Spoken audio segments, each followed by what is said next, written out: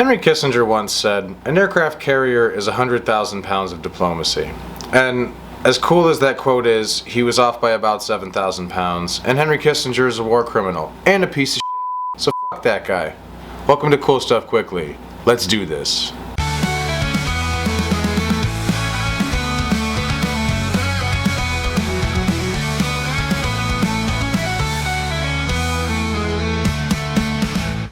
Now, I'm aware he's made a lot of people very, very rich, but this just, I don't know, this seems excessive. I'm sorry. This is the first episode of Cool Stuff Quickly, and the goal here is to put together a show either weekly or every other week, depending on how long this takes, because, again, this is the first episode. I've never really put something like this together before. What I've been doing is compiling a list of things to just kind of dive into. Things I'd like to learn about. This week's topic is aircraft carriers. My father was in the Navy a very long time ago, and I could have followed him and pursued that route, but instead I decided to make videos and shitpost on the internet.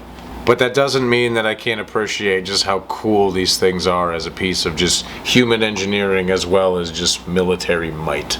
So let's dive in. As of October 2024, there are 47 aircraft carriers being operated by 14 different navies. America is at the top of the list, with the most aircraft carriers being currently used by our Navy. The United States has 11 nuclear-powered aircraft carriers, which can each carry up to 80 aircraft roughly, which means we can bring the shit to people very quickly. Also, the combined deck space of these 11 aircraft carriers the United States has is over double the size of all other countries' aircraft carrier deck spaces combined. The United States also operates 9 amphibious vehicles, which are called VSTOLs. VSTOL stands for Vertical Short Takeoff and Landing. These vessels are used primarily to hold helicopters and can carry about 20 helicopters per vessel. These vessels are also able to carry any sort of jet that can take off vertically. Now, when I say something goes fast and then you hear the words 35 miles per hour, those probably don't correlate, but when you take something the size of an aircraft carrier and get that to go 35 miles per hour, that is incredibly impressive. Aircraft carriers need to be fast, at least fast by boats the size of Rhode Island standards. Aircraft carriers are used for a bunch of different operations, including diplomacy, power projection, crisis response, land attack from the sea, a base for helicopters coming back from the ground. They can also aid in air defense should it call for it. Now, I know what you're thinking. How many types of carriers are there, and how are they separated? And to that I say, how did you get in my head? How did you get in my head? Who do you work for? Who do you work for? There are 11 types of aircraft carriers, and from what my father has told me, they are mostly divided along an arbitrary line based on the build of them. Big boat that carries plane, kind of a universal idea. All that really changes is with the hive, where they put the command center basically on top of the boat. Sometimes it's more in the middle, sometimes it's off to a certain side, sometimes it'll be at the back of the boat. That's really the only dividing line. Today, carriers are more divided based on the types of takeoff and landing devices that they carry on board their ships. There are 4 different categories, so let's dive into those. The first category is CATOBAR. CATOBAR stands for Catapult Assisted Takeoff, Barrier Assisted Recovery. On this category of ship is where you're going to find the big planes. And the catapult assisted takeoff means there's a wire that runs on the deck, and there's a hook that hooks onto the plane, and essentially the wire just kind of yeets the plane off into the air. Usually there's some sort of barrier that will fold up from the deck that the plane can push its thrust off of, and obviously not blow anybody directly off of the boat, because you don't want that. That's not great. The same cables are used when the plane is coming back, where essentially the plane will come back and land, and the hook is supposed to grab onto the cables, and the cables will slow down the plane. My father told me that they would use 4 cables, and essentially that was the plane's shots. You got 4 chances to catch a cable. If you don't, usually the planes are still going fast enough where they can take off again, spin around, come back and try again. Category 2 is STOBAR. STOBAR is CATOBAR on a smaller scale.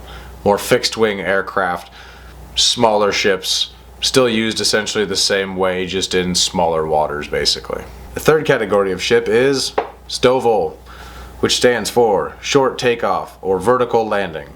These ships are also smaller than the cattle bar and the stow bar ships, reserved primarily for helicopters and vertical takeoff. Like I said, the F-35 Lightning jets, I call them jump jets, but it's like a Harrier. It just takes off and then goes from there. The final category of carrier doesn't have a cool acronym. It doesn't even really need to be explained all that much. It's a helicopter carrier. Can you guess what that is?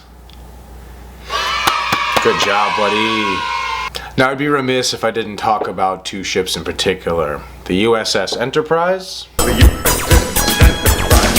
and the USS Forrestal. These were the two ships that my father was on. My father was on the Enterprise for only about 5 months, he said, and then he was actually sent from there to the Forrestal, where he did 3.5 years of the rest of his service, going around the world 1.5 times. First, let's talk about the Enterprise. The Enterprise is a Gerald Ford class ship, which is just, again, the design of the build of the ship. Nicknamed the Big E, not that Big E. She came in at a weight of 94,781 tons and a length of 1,123 feet, 324 meters for the homies outside of the United States. That length actually making her the longest naval vessel ever constructed. At the time she was deactivated, she was the third oldest commissioned vessel in United States history.